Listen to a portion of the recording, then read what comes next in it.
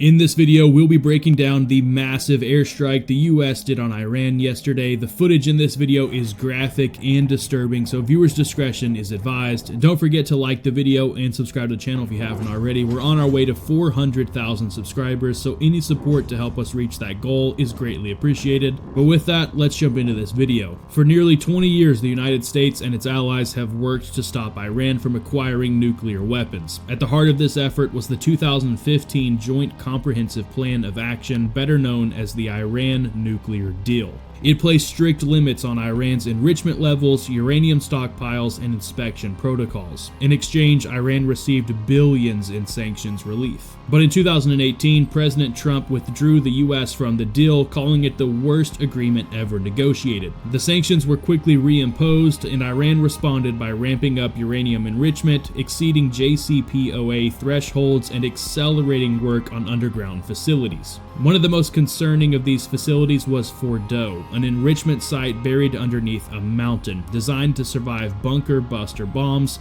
Fordow became a symbol of Iran's defiance. Earlier this year, after months of relative calm, Western intelligence agencies noticed a dramatic shift. Fresh concrete deliveries, new ventilation shafts, buried command centers, and then came the radiation signatures. Spikes consistent with enrichment beyond 90%, near weapons-grade levels. Meanwhile, Iran's rhetoric sharpened. Iran's supreme leader declared their nuclear program a divine right. And IRGC commanders warned that Iran would soon have the power to erase Tel Aviv. But the situation took a rapid turn for the worst when Israeli intelligence pointed towards Iran not just being somewhat close to having nuclear capabilities, but actually being less than 60 days out from their first nuclear bomb. And with Israel being the most likely target for Iran's nuclear weapon, they decided to take matters into their own hands. On June 12, 2025, they launched a massive attack on Iran's nuclear facilities. I covered this attack in great detail in my last video, so I won't go too deep into it here, but I will link it on screen for those of you who missed it. But Israel managed to inflict substantial damage to 2 out of Iran's 3 nuclear facilities.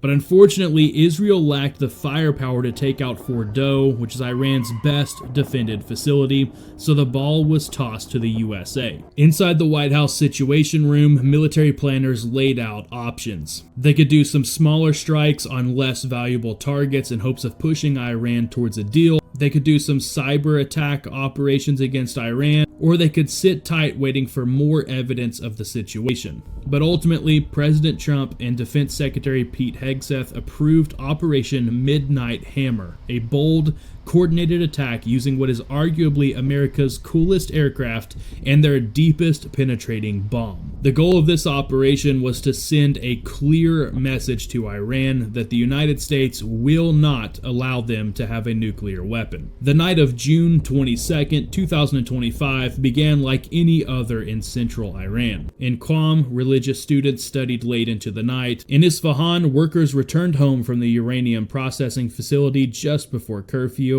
and deep beneath the earth, under the hardened granite ceiling of Fordow, thousands of advanced centrifuges spun silently in the dark. But above that silence, 40,000 feet over the Indian Ocean, 2 B-2 Spirit stealth bombers, callsign Raven 71 and Raven 72, slipped undetected across the southern coast of Iran. They had taken off nearly 20 hours earlier from Whitman Air Force Base in Missouri, refueled midair over the Mediterranean, and flew a looping arc to avoid radar detection from Russia and Turkey. These bombers were carrying the most powerful non-nuclear munitions in the world, the GBU-57 Massive Ordnance Penetrator. These bombs weigh 30,000 pounds each. They are over 20 feet long, laser-guided, and designed to break open the earth and punch through reinforced underground target. The details of just how deep underground this bomb penetrates is not publicly available at this time,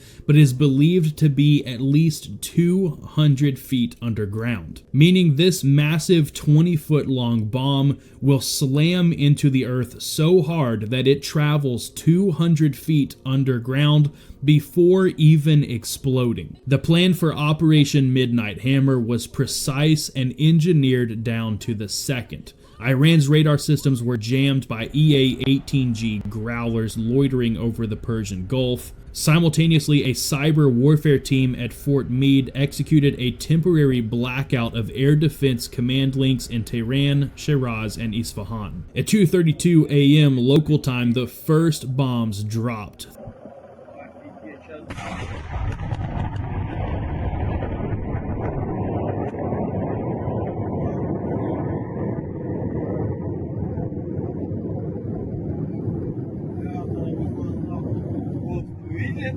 3 GBU-57s tore through the mountain above Fordow. The impact didn't produce a traditional explosion, it created a deep subterranean shockwave, collapsing access tunnels, imploding chambers, and cutting power to the entire complex. But the US didn't just hit the Fordow facility. Despite Israel leveling Natanz and Isfahan just 10 days earlier, the US decided to circle around and hit both of those facilities as well, just for good measure. And so at 2:35 a.m., just 3 minutes later, more bombs hit Natanz, the symbolic heart of Iran's nuclear effort. This time though, the goal wasn't just penetration, it was complete annihilation.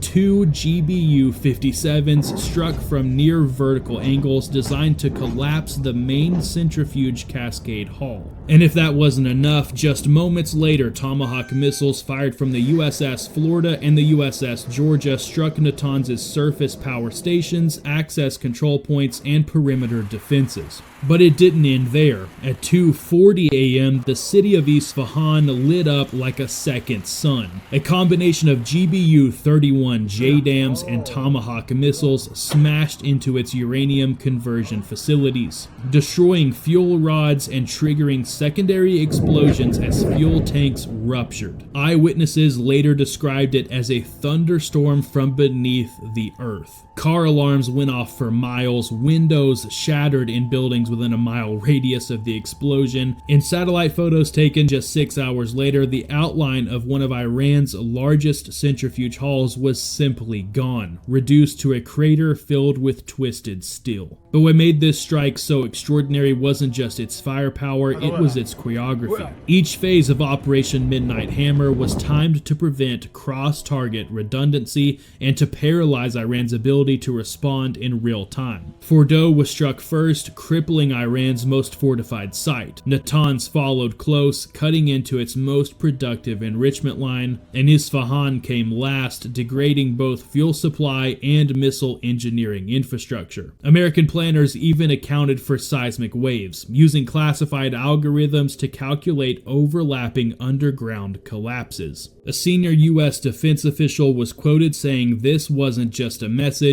this was a mathematical solution to a nuclear threat. For nearly 8 minutes, the Iranian military said nothing. No air defense launched, no retaliation ordered, no radar signals processed. By the time Iran's command centers pieced together what was happening, the last US aircraft was already heading south, masked by electromagnetic interference and a cloud cover. By 3 a.m., Operation Midnight Hammer was over. The bombers had escaped, the missiles had landed, and Iran's nuclear program had been knocked backward, possibly by years. The world awoke to silence, but inside Iran, smoke rose from some of its most secretive facilities. Above ground, it was devastation. Below ground, it was even worse. As the sun rose over Iran on the morning of June 22nd, the reality of the night's destruction was only just beginning to settle in. 3 of the Islamic Republic's most critical nuclear facilities, Fordow, Natanz, and Isfahan, had all been struck with shocking precision. And for the first time in decades, the Iranian homeland had been hit directly by American long-range strategic bombers. In Tehran, the government's first instinct was denial. At 8:13 a.m. local time, a government spokesperson appeared live on Press TV calling the strikes a failed act of aggression, claiming only minor structural damage and no casualties. But satellite imagery told a different story. Foreign journalists who were conveniently restricted from site access used Maxar and Planet Labs satellite data to show visible cratering at Fordow, widespread blackouts around Natanz, and fires still burning in Isfahan's industrial zone. At 9:45 a.m., Iran's foreign minister took to the podium and dropped all pretense. What the United States has committed is not a military operation, it is a heinous crime, a violation of every principle of international law.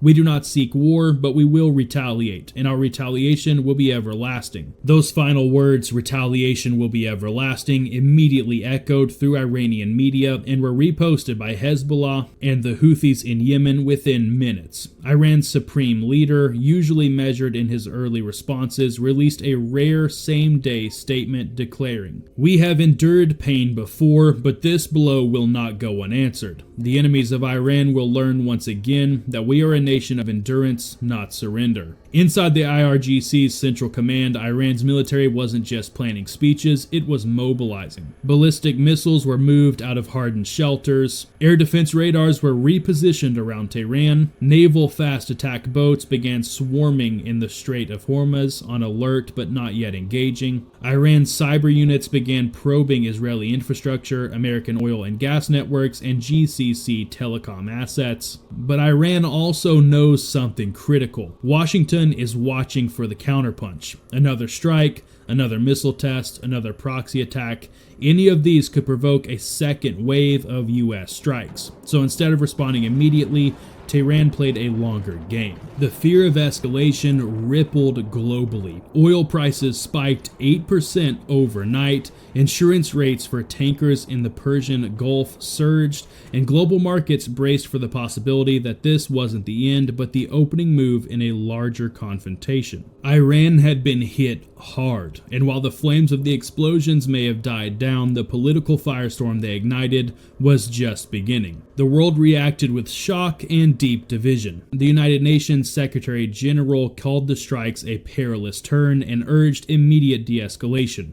Russia and China, to no one's surprise, condemned the operation outright. The UK and France urged restraint but acknowledged the need to keep nuclear weapons out of Iran's hands. Back in Washington, battle lines were drawn. When the president speaks, the world should pay attention, said Defense Secretary Pete Hegseth. But some Democratic Party leaders accused the administration of bypassing Congress and risking a new war. But in the end, what did Operation Midnight Hammer actually achieve? According to US intelligence, the strikes set back Iran's nuclear program by at least 18 months, potentially destroying hundreds of advanced centrifuges and damaging underground labs. But the strikes also served a broader purpose, reaffirming America's commitment to keep nuclear weapons out of Iran's hands. But that success comes at a hard cost. Iran may still retaliate hard. So now the world is waiting and watching closely. Will Iran launch missiles at US bases in Iraq or Syria?